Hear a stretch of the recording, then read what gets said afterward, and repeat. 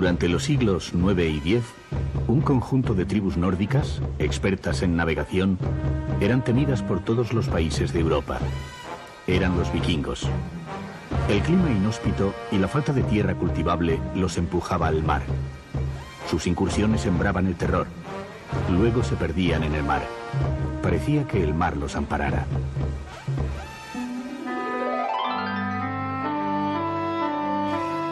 Uno de los países descendientes de aquellas tribus, Noruega, sigue viviendo del mar. En el mar tiene los principales recursos de su economía y en el mar resuelve las dificultades de comunicación que le plantean sus indómitos y distantes territorios. La línea marítima llamada Hurtigruten es conocida como la ruta que realiza el viaje por mar más hermoso del mundo.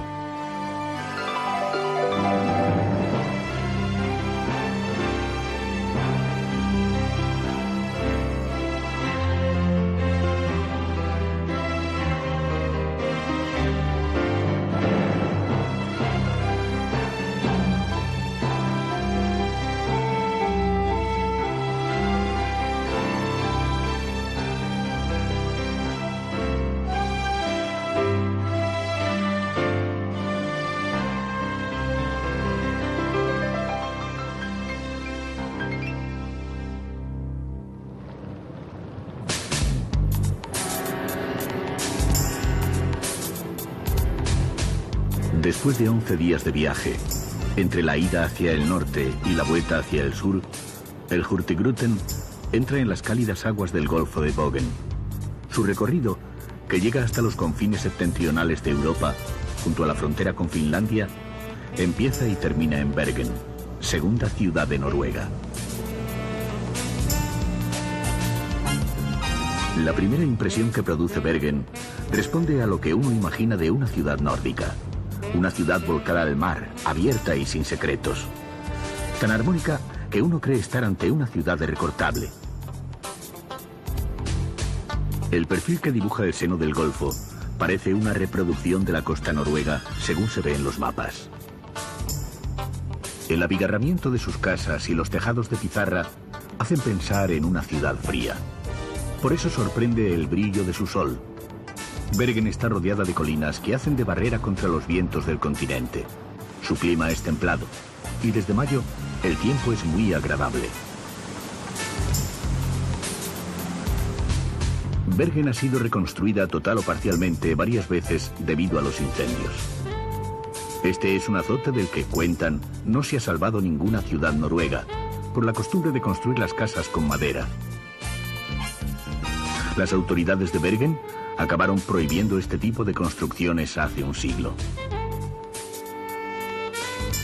Pero alrededor de la catedral queda un barrio que ha logrado salvarse de la quema. Un laberinto de calles estrechas donde no pueden circular los coches.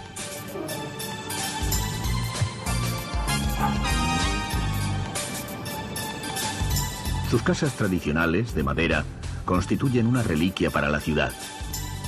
Pasear entre ellas es sentir el latido emocional de sus habitantes que rompen de entrada el tópico de la frialdad nórdica.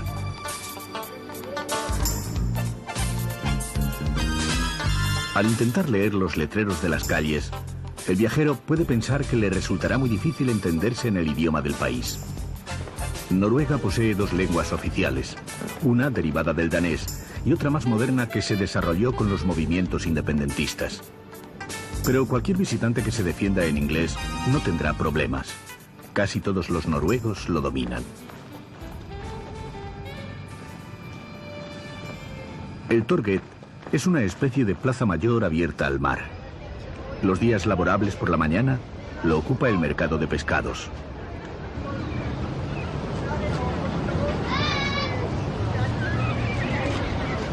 En el Torget podemos ver gran variedad de especies, algunas poco conocidas.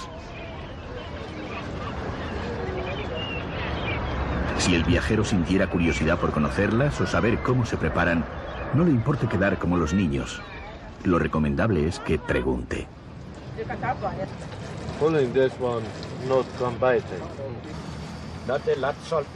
Este vendedor nos muestra piezas de bacalao ligeramente salado y nos dice que hay que dejarlo en remojo antes de cocinarlo. Suele comerse con zanahorias, patatas y mantequilla derretida. Nos dice también que el bacalao fresco se pesca cerca de la costa y se come cocido y con patatas hervidas. Este nos muestra bacalao secado con sal. También arenques secos muy salados.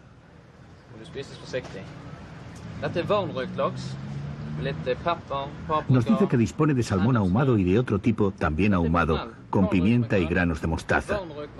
Finalmente nos ofrece caballa ahumada y arenque sin espina y ahumado.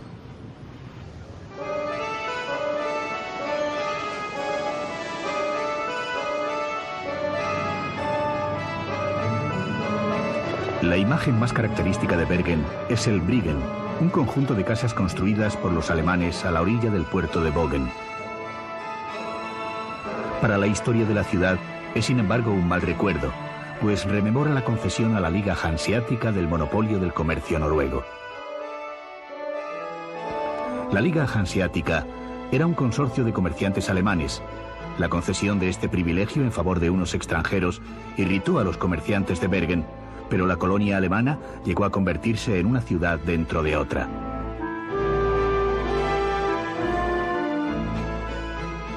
En tiempos en que la población total de Bergen era de 5.000 habitantes, 1.000 de ellos eran alemanes. Tenían en sus manos el control económico de toda la ciudad y vivían apretados en este barrio.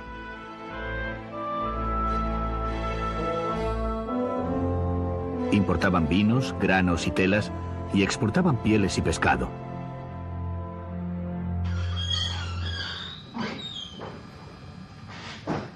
La concesión imponía a los hanseáticos la prohibición de casarse con noruegas o traerse a sus familias, para evitar que Bergen se convirtiera con el tiempo en una colonia alemana. La vida del Bryggen estaba aislada del resto de la ciudad, parapetada con sus negocios tras sus muros y cristales. La situación se prolongó durante siglos y acabó a finales del siglo XVIII. Parece milagroso que en una ciudad tan castigada por los incendios se haya conservado este barrio en el que hasta el suelo es de madera. Lo mantiene vivo el interés que despierta en los visitantes. También lo utilizan los habitantes de Bergen para pasear y en los espacios más abiertos tomar el sol, uno de sus placeres favoritos.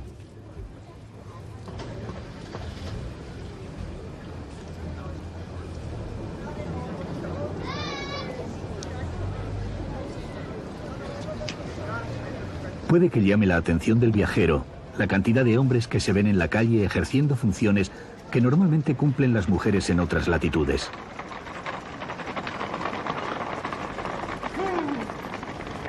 Es famoso el alto papel social que ha alcanzado la mujer en los países nórdicos. Lo que resulta agradable es constatar la naturalidad con que los maridos aceptan el reparto e incluso el cambio de funciones. También es alto el índice de natalidad, tras años de tenerlo entre los más bajos. De seguir por este camino, no sería extraño que uno de los países más antiguos de Europa goce de una de las poblaciones más jóvenes.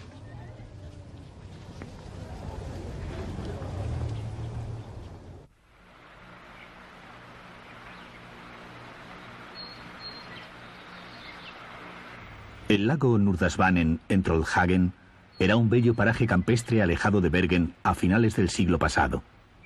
Hoy es un barrio periférico muy visitado gracias a esta casa. Es la casa de Edvard Grieg.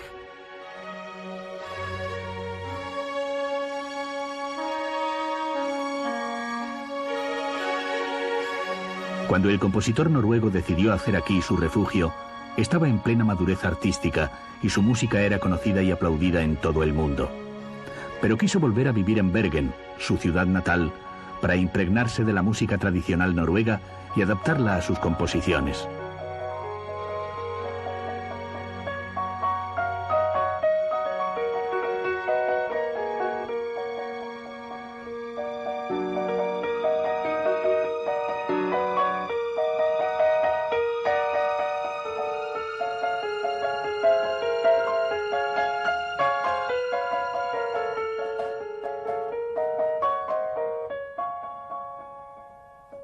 La vivienda, convertida en museo, está llena de recuerdos y objetos personales.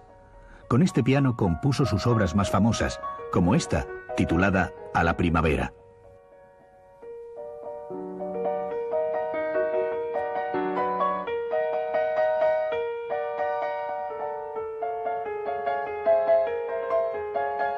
Por unos momentos el viajero puede creer que Grieg está vivo, que en la casa esperan que vuelva repleto de sonidos del campo.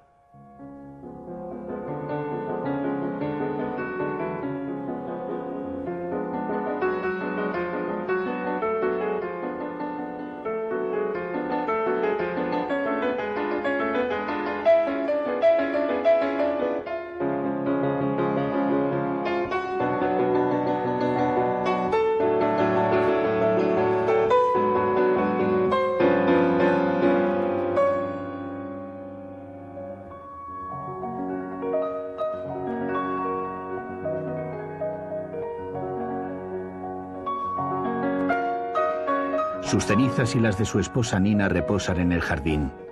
Sin embargo, el eco de su música y los objetos que le rodearon crean la ilusión mágica de que todo permanece vivo e intacto.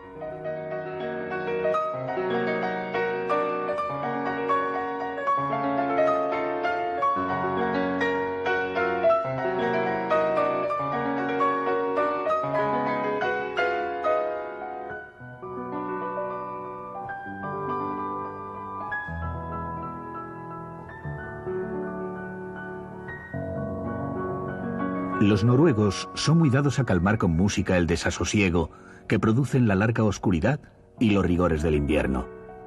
En Noruega hay muchas casas y pequeñas salas donde se organizan conciertos. Uno de estos lugares donde escuchar música es la casa de Ole Bull, compositor y virtuoso del violín. El consejo de Ole Bull animó a Grieg a hacerse músico. Su casa está en la isla de Lisuan, cerca de Bergen. Ole Bull transformó una antigua granja en una ilusión que parece que pudiera desvanecerse en cualquier momento. La llamó la Pequeña Alhambra. De carácter vitalista y excéntrico y viajero infatigable, Ole Bull dio a conocer Noruega en el mundo a través de sus conciertos. Fue uno de sus mejores embajadores en la segunda mitad del siglo XIX. La pieza que estamos oyendo pertenece a una colección de melodías tradicionales. La compuso en 1849 y la interpretó en El Cairo, sobre la pirámide de Keops, el día que celebraba su cumpleaños.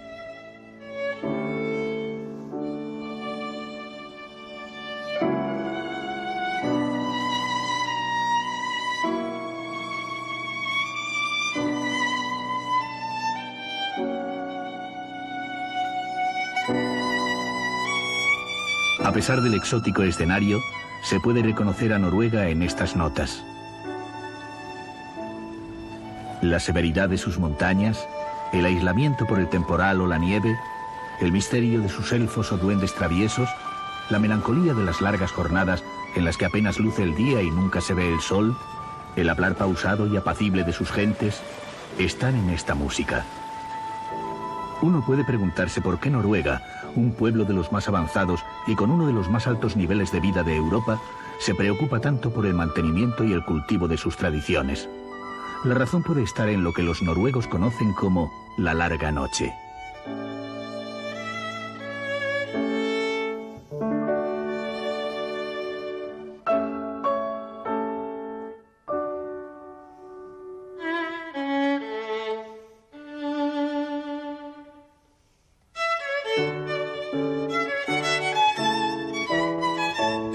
La larga noche fue un periodo de más de 500 años en el que Noruega perdió la soberanía.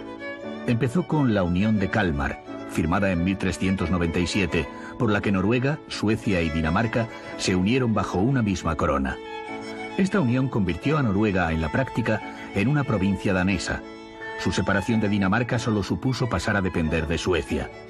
La independencia definitiva no la consiguió Noruega hasta 1905, cuando el Parlamento Autónomo Noruego declaró su liberación de Suecia unilateralmente.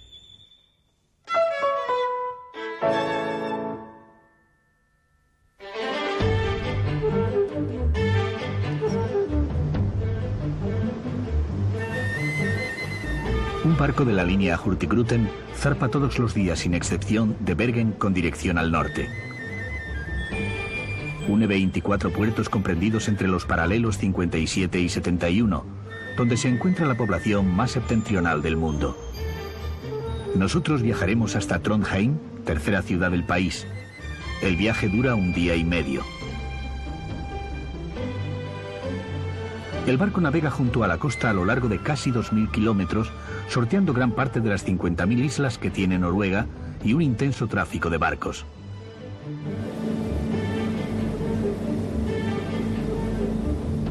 Su dotación de sofisticados ingenios de detección de obstáculos lo convierte en un medio de transporte muy seguro.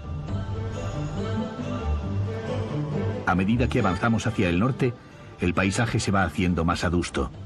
Se tiene la impresión de que la naturaleza va negando espacio al hombre y el viajero puede pensar que las condiciones de vida pueden llegar a hacerse imposibles y no podrá continuar su viaje a partir de algún momento. No será así. La corriente del Golfo de México envía a las costas noruegas 4 millones de metros cúbicos por segundo de agua templada. Gracias a ella, no se hielan las aguas de la ruta y es posible la vida de personas, animales y plantas en las inmediaciones. De otro modo, estas tierras serían inhabitables.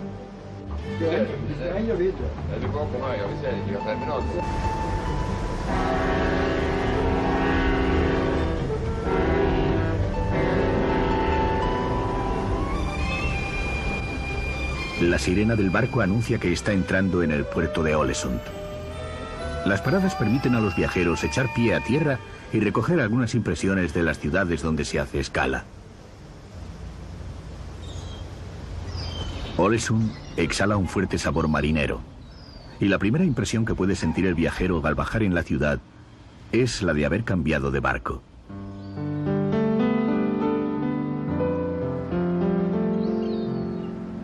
La vieja Ålesund fue destruida por un fuego en 1904. Fue un día de enero y la ciudad sufría desarbolada los efectos de una fuerte tormenta. El viento propagó las llamas de un incendio a toda la ciudad. Las casas de madera ardieron como si fuera yesca. Ni el ancho canal de Brisunde, que separa las dos islas sobre las que se asienta la ciudad, pudo detener las llamas. El resultado fue que hubo que levantar una ciudad completamente nueva. La madera se sustituyó por piedra y otros materiales de construcción resistentes al fuego. La nueva ciudad de Ålesund tiene un trazado racional y moderno. Vista desde algunos puntos, el viajero creerá estar viendo más que una ciudad, una acuarela.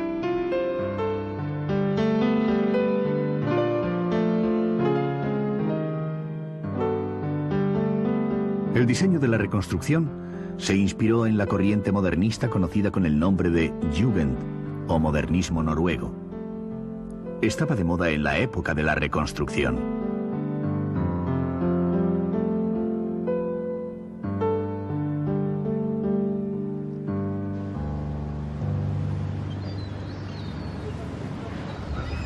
La economía de la nueva Ålesund sigue siendo la pesca.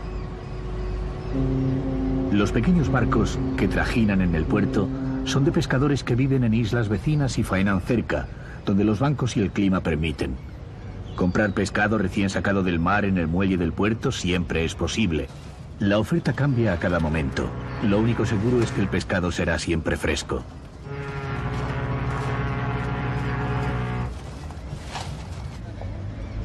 Aunque la economía del país se haya orientado hacia el petróleo y la investigación en alta tecnología, la industria pesquera sigue ocupando un lugar importante en la vida noruega. Este barco está descargando 250 toneladas de arenque.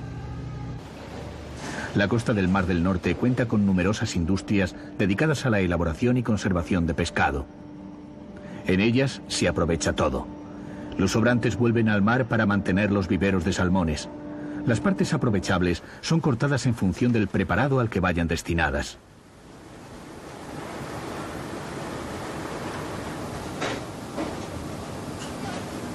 A pesar de que el bacalao solo entra en el fiordo en los meses de marzo y abril, las industrias mantienen la actividad todo el año gracias a los barcos que faenan en alta mar o en lugares lejanos de estas costas.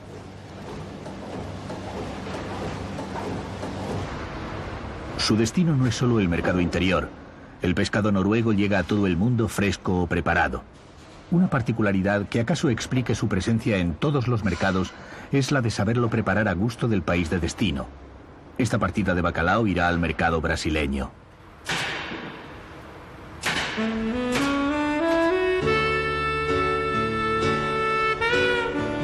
Agotada su escala en Alesund, el Hurtigruten sigue su rumbo dirección norte. Cuando August Krigsman, asesor nacional de buques, presentó el proyecto para hacer esta ruta en 1891, se consideró una locura navegar por estas latitudes durante los oscuros y violentos inviernos. Una joven compañía, la Vesteralens, respondió no obstante al desafío. Desde entonces, los habitantes de esta inmensa costa están comunicados. Cartas que tardaban 5 meses en llegar a destino se empezaron a entregar en unos días. Dentro del Hurtigruten, el viajero tiene la impresión de estar en un hotel ambulante. Nombres como los de Amundsen le recordarán que está siguiendo la ruta del explorador de los polos. Seguramente ha leído u oído alguna de sus fabulosas aventuras en alguna parte. Su evocación le invitará a convertir en aventura, entre real e imaginaria, su viaje.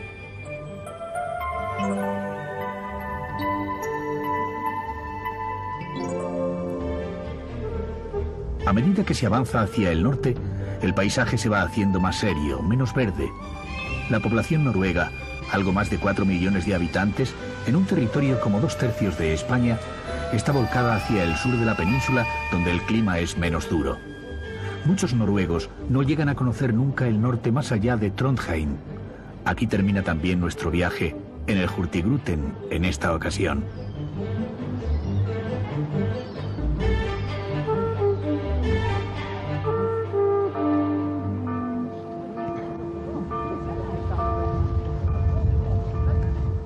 Trondheim no solamente ocupa el centro geográfico del país, contemplado de norte a sur, sino que además fue la primera capital de Noruega.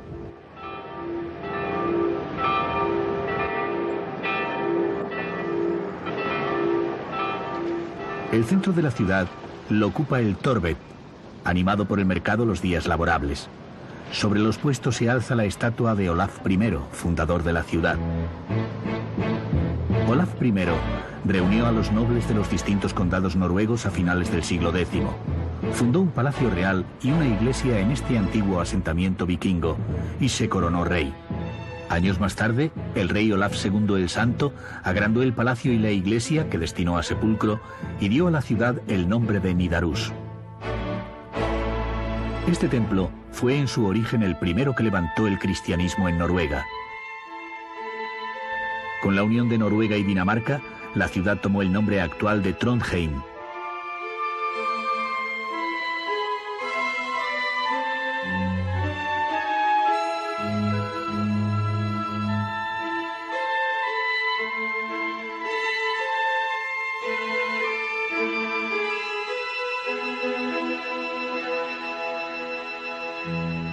Los reyes actuales tienen una residencia aquí. Es la casa de madera más grande de Noruega, pero está alineada con las del vecindario, como las demás. Dejando el centro de la ciudad y cruzando el puente viejo sobre el río Nidelva, se entra en uno de los barrios tradicionales de Trondheim.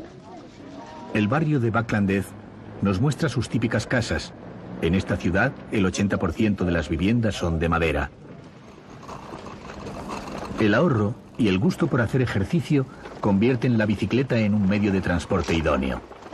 El problema de superar algunas cuestas lo han resuelto de forma imaginativa, como esta. Se trata del primer remolcador de bicis del mundo.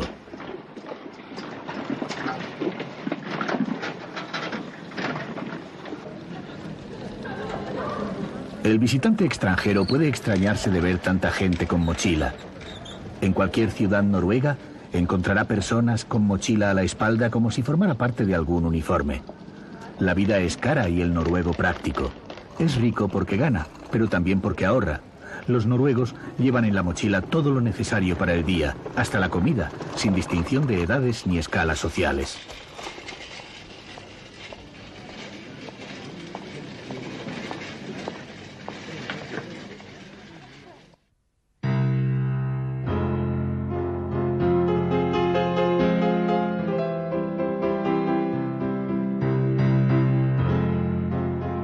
Hemos abandonado el Hurtigruten para seguir viaje por el interior del país.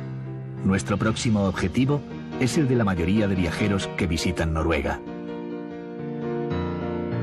Queremos conocer sus famosos fiordos, entrantes del mar que orlan la costa este y sur del país.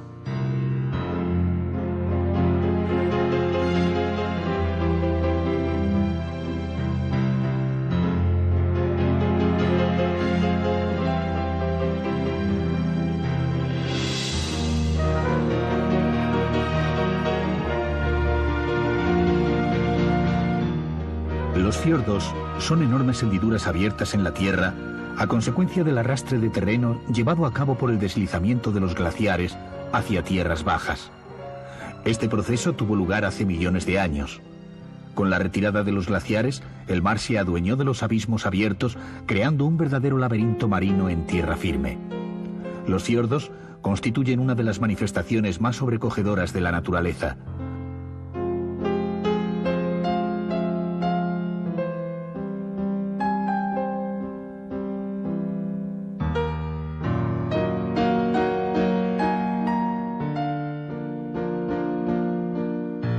Algunos fiordos se adentran en la tierra a más de 200 kilómetros y sus profundidades pueden llegar a los 1000 metros por debajo del nivel del mar.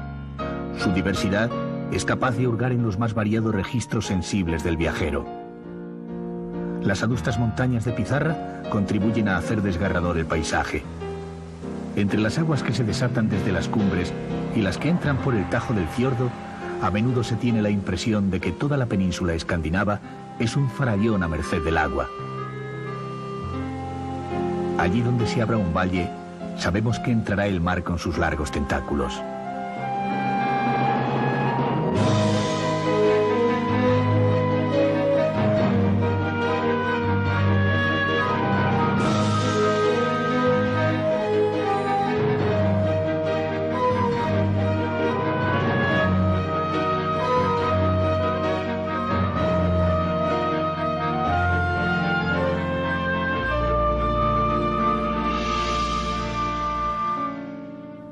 En las cumbres, los glaciares dejan crecer hierba rala en las partes descongeladas durante el verano, pero mantienen su núcleo como hace millones de años, antes de la aparición del hombre en la Tierra, como si fueran dioses ajenos a toda temporalidad.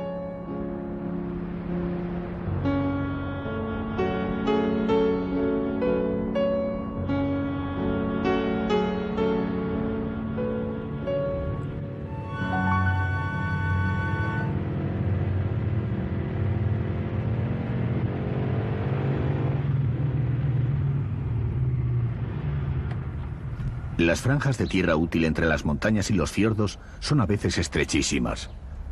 Pero donde haya un palmo de tierra cultivable, veremos la presencia del hombre como prueba de la tenacidad noruega.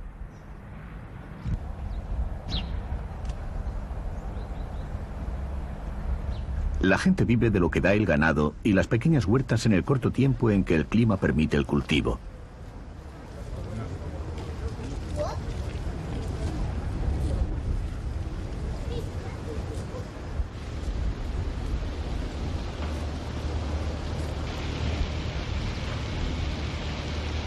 Los criaderos de salmón hablan de la relación de los hombres que aquí viven con el mar, a pesar de estar a varios kilómetros de la costa.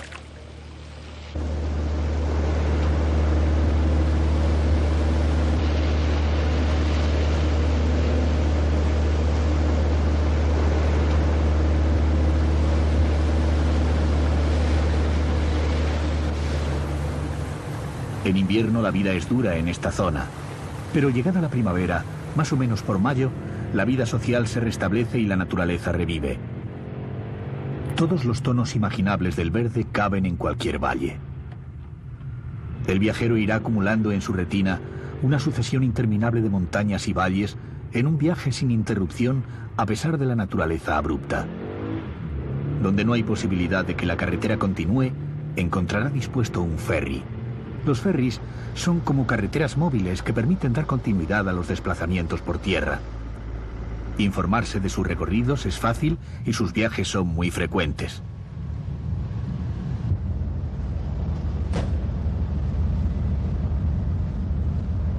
Cualquier núcleo urbano, por pequeño que sea, está bien comunicado en Noruega, por carretera, avión o barco.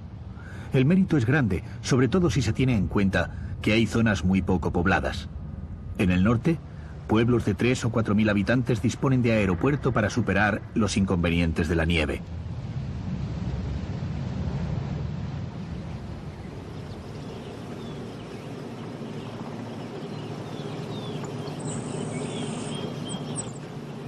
Hemos llegado a Loen, un pueblo de unos 2000 habitantes. El viajero puede elegir entre parar en un hotel con todas las comodidades o en bungalows de madera que le resultarán más económicos. En ambos casos el contacto directo con esta naturaleza indómita está asegurado.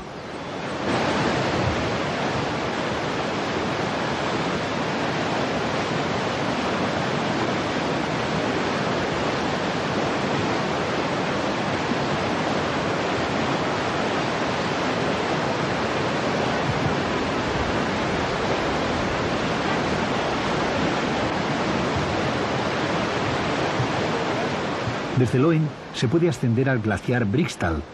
La primera parte de la subida se puede hacer a pie o en carro.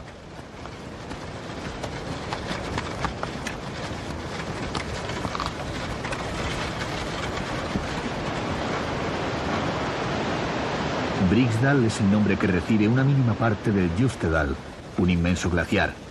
Con una superficie de unos 475 kilómetros cuadrados, está considerado el más grande de Europa. Su núcleo se estima en unos 400 metros de grosor.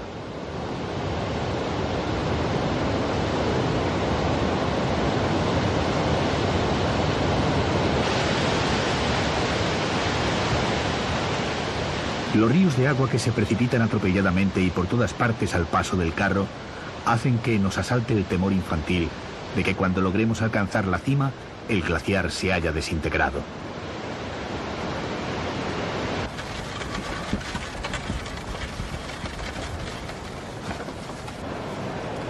Los bloques de hielo que sobrenadan las corrientes ahondan nuestros temores. Cuando por fin se alcanza su altura, ese temor se desvanece para dar paso al estremecimiento que produce enfrentar su ingente mole.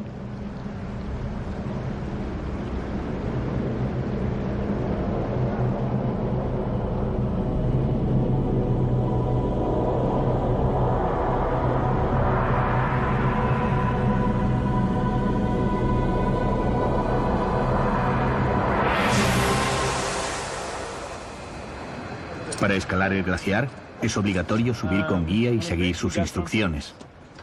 El monitor aconseja poner vertical y firmemente los pies en el suelo para que se claven en el hielo los pinchos que han puesto bajo las plantas y andar con las piernas entreabiertas. También hay que mantener tensa la cuerda de seguridad a lo largo del recorrido. La aventura carece de riesgos siguiendo sus normas.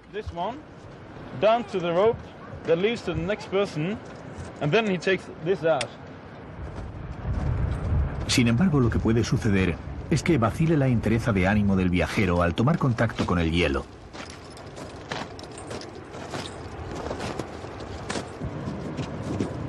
Recordar que el glaciar está vivo y se mueve, o que puede desplomarse en aludes que producen el estrépito de un trueno, son ideas que excitan la imaginación durante el recorrido y contribuyen a que la experiencia se viva como algo único e irrepetible.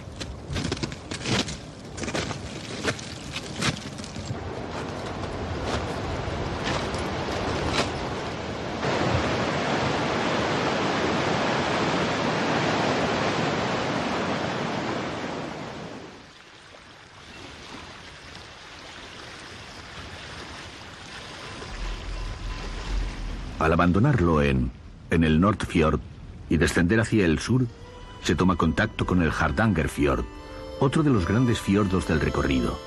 Aquí se encuentra la huerta de Noruega. Es verano. Cuando entramos en el Sortfjord, una de las ramificaciones del fiordo principal, nos sorprende un enorme campo de manzanos. En esta zona hay plantados 500.000 de frutales.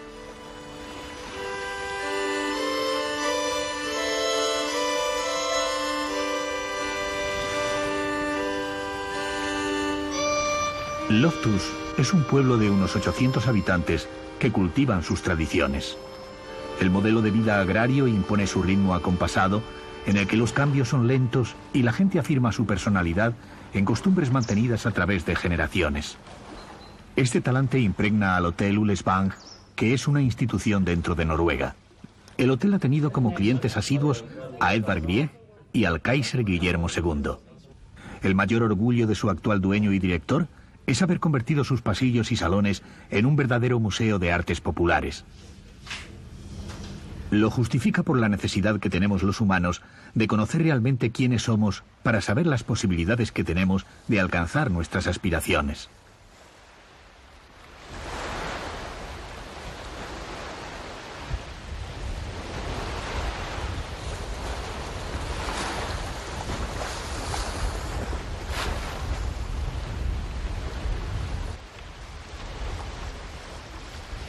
Los noruegos están de acuerdo en que la zona de los fiordos es la tierra de las tradiciones.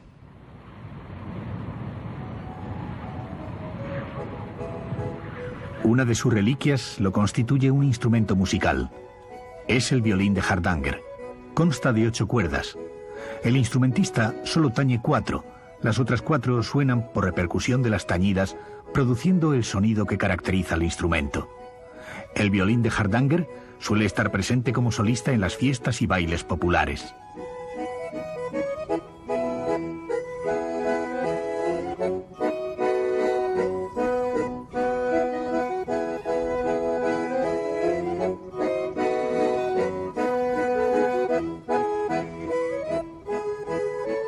El visitante habrá podido captar ya el carácter noruego a estas alturas del viaje.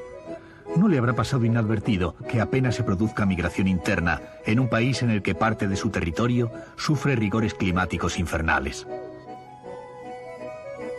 La dureza ambiental genera, por el contrario, el arraigo y la tenacidad de sus gentes.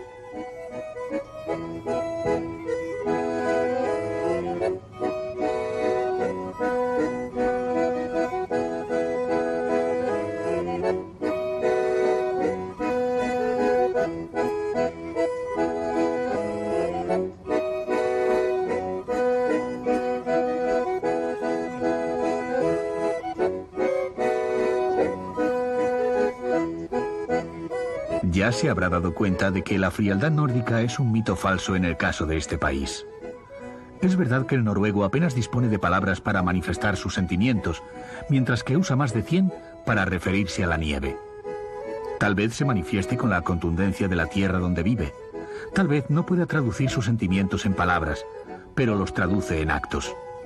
Si alguien tuviera que definir el carácter noruego, no debería olvidarse de decir que es rigurosamente amable.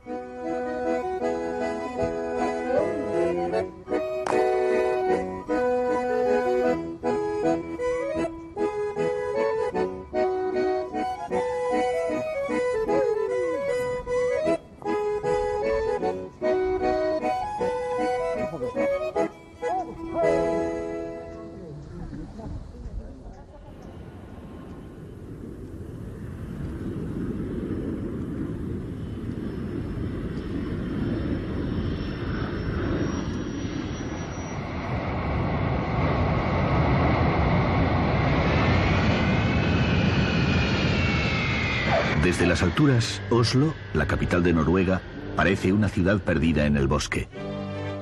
Al contemplarla, se tiene ante la vista un paisaje verde, salpicado por lagos, y el indicio de una ciudad parcelada por bosques y parques.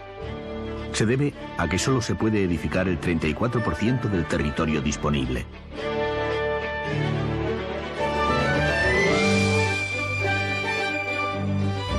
El trampolín de saltos de Holmenkollen es el distintivo del gusto de sus habitantes por la nieve.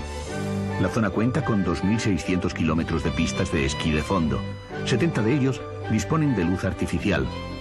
La práctica del esquí en cualquier modalidad es el deporte más popularizado. La estatua del rey Olaf V, padre del actual monarca y participante en la competición de saltos de 1922, parece querer decir que todos los noruegos son iguales ante la nieve.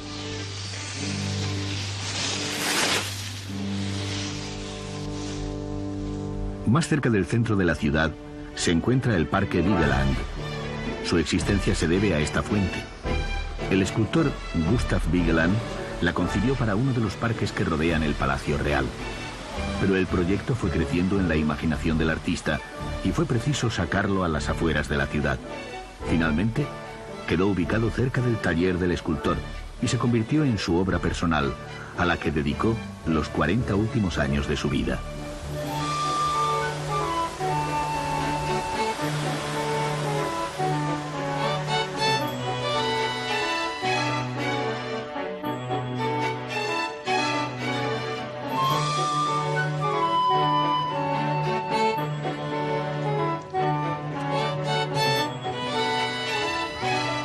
Acabó siendo enorme.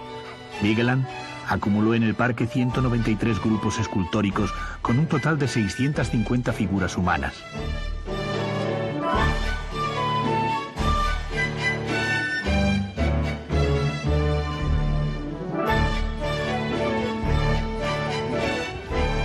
Vigeland convirtió el parque en la obra de su vida. Dado que parte del coste se pagó con colectas privadas y que otra parte la puso el artista por su cuenta, Vigeland se sintió con autoridad para exigir al ayuntamiento de Oslo que el parque permaneciera abierto al público de noche y de día. Fiel al lema noruego, todo es de todos, consideraba el lugar patrimonio de los habitantes de la ciudad, con derecho a disfrutar sus obras libremente, tocarlas si les apetecía. El parque permanece siempre abierto, respetando su voluntad.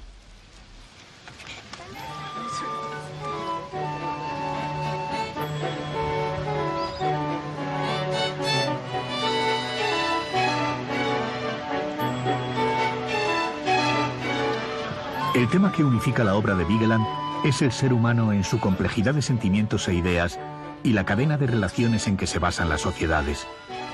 La relación de los mayores con los niños sugiere la continuidad en la marcha de los hombres por la vida.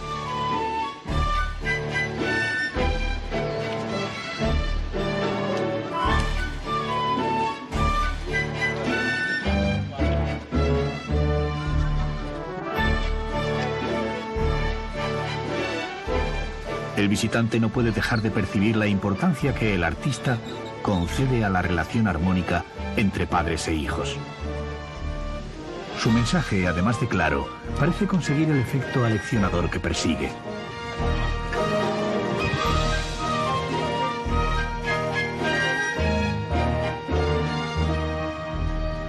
Entre las figuras de bronce y de piedra que pueblan el parque, una se ha convertido en símbolo de la ciudad.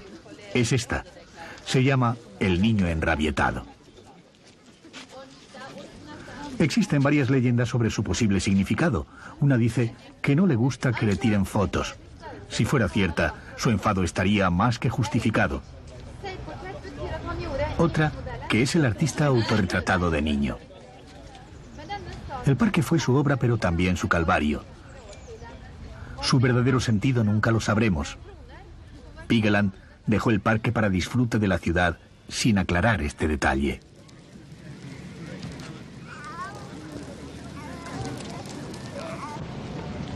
Al viajero que llegue a Oslo le conviene dirigirse a la oficina de turismo y comprar un Oslopack.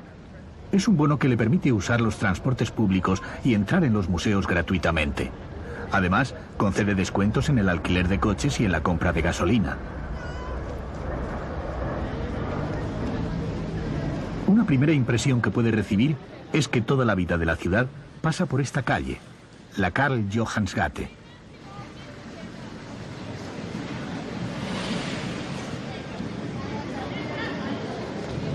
Hoy es sábado y la gente se entrega al ocio y al cultivo de la vida familiar. Los noruegos son sumamente escrupulosos en el cumplimiento de sus obligaciones, pero también rigurosos a la hora de exigir tiempo para ellos. Una dedicación al trabajo tan absorbente como la de otros países europeos no la aceptarían en ningún caso. Sobre todo si hace buen tiempo.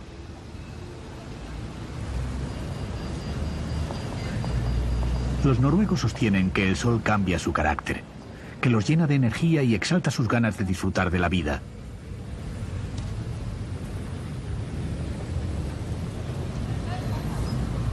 Hay que tener en cuenta que aquí la luz dura lo que un soplo durante medio año. Por eso se explica que cuando luzca el sol, se entreguen bajo él a cualquier entretenimiento.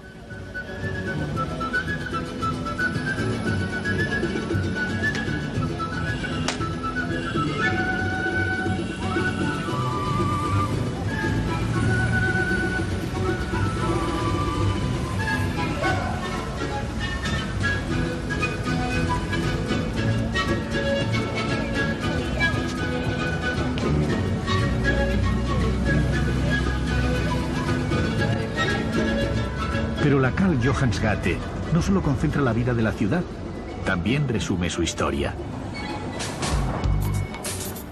La calle comienza en el Sturtorvet, o Mercado Grande. La estatua del centro de la plaza recuerda al rey danés Cristián IV, que reconstruyó la ciudad tras uno de los muchos incendios, dotándola de un plan urbanístico. A pocos metros, el Parlamento es la imagen de la soberanía del país. Fue construido cuando Noruega dependía de Suecia, pero de entre sus muros salió el decreto que dispuso la independencia en 1905.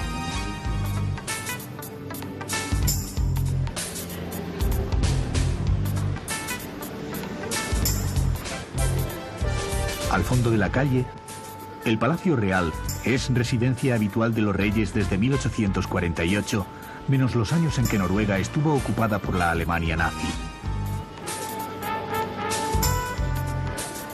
En un pequeño entrante de la avenida está el Teatro Nacional. La fachada principal rinde tributo a los dos autores noruegos más importantes, Bjørn Bjørnson y Henrik Ibsen. Ibsen escribió en verso la epopeya noruega Peer Gynt y está reconocido mundialmente como padre del drama moderno.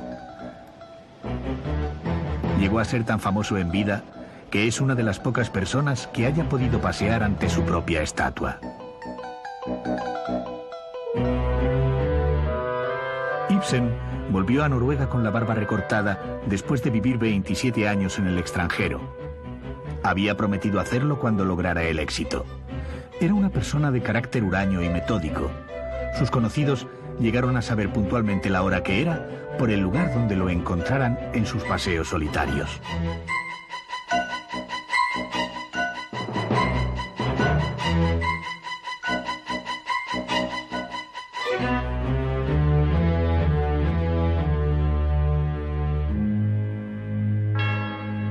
Los 11 últimos años de su vida los vivió en esta casa, situada cerca del teatro. La sociedad de su tiempo estaba convencida de que sus obras y personajes se las inspiraban los demonios. Pero la mayor prueba de su carácter incorregible la dio al morir, pues se asegura que murió diciendo, al contrario. Avanzando en el recorrido se llega a la Galería Nacional. Allí el viajero podrá conocer mejor a otro noruego universal de carácter difícil, el pintor Edvard Munch.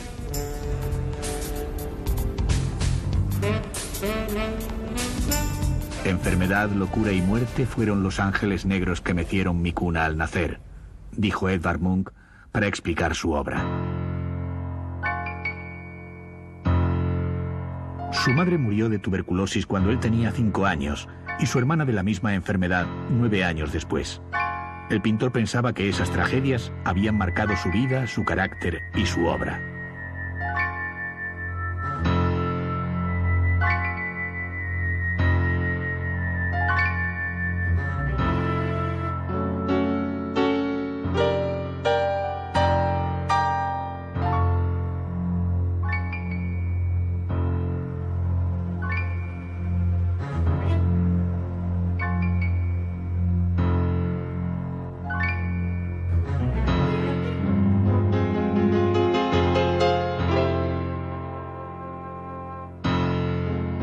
La obra de este artista es repetitiva hasta la obsesión.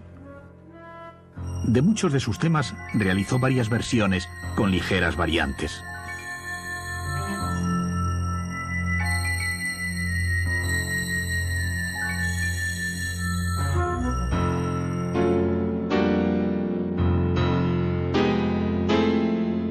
En El Grito nos enfrenta con el miedo y la soledad del ser humano, en medio de una naturaleza que no consuela, sino que recoge el grito y lo propaga. Esta obra es probablemente la más espeluznante de la pintura moderna.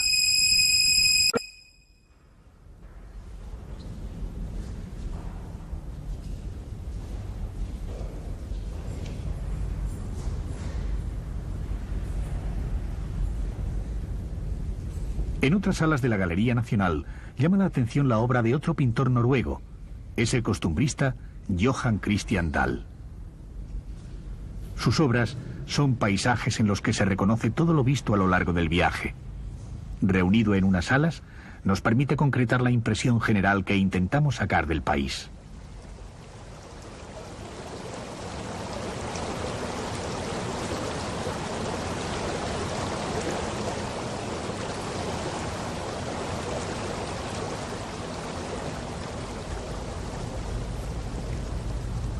Sus marinas reproducen todos los estados posibles del mar noruego.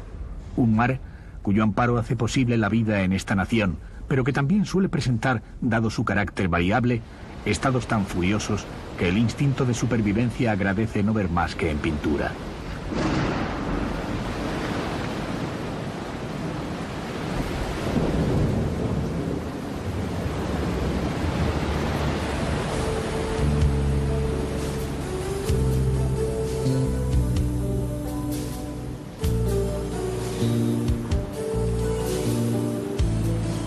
El recorrido por la Karl Johans Gate termina en el puerto.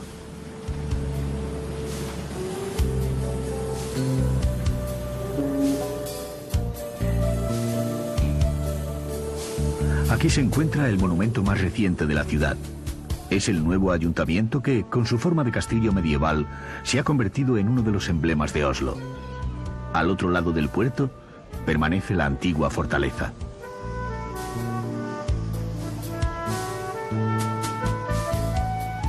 Cada media hora salen del puerto barcos hacia la península de Bygdøy.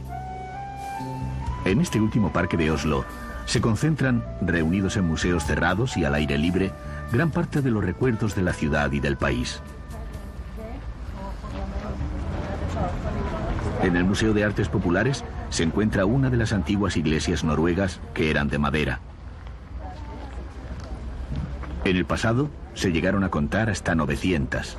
Actualmente solo quedan 25, debido sobre todo a los incendios. Su característica común es estar construida sin clavos, con piezas que encajan unas con otras a la manera de las naves vikingas.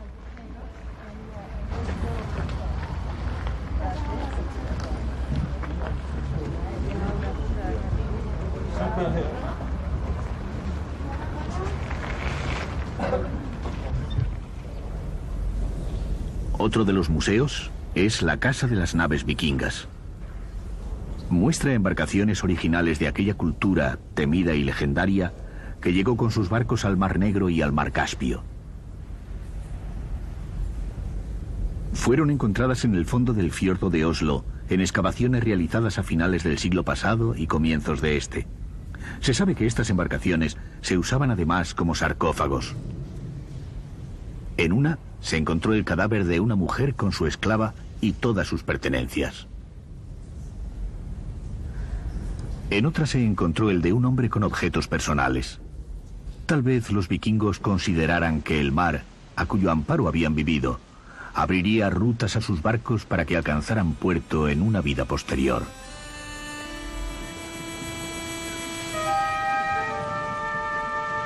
Al abandonar Oslo, vemos las luces del puerto como la voluntad de los noruegos por armonizar su pasado y la tierra donde viven.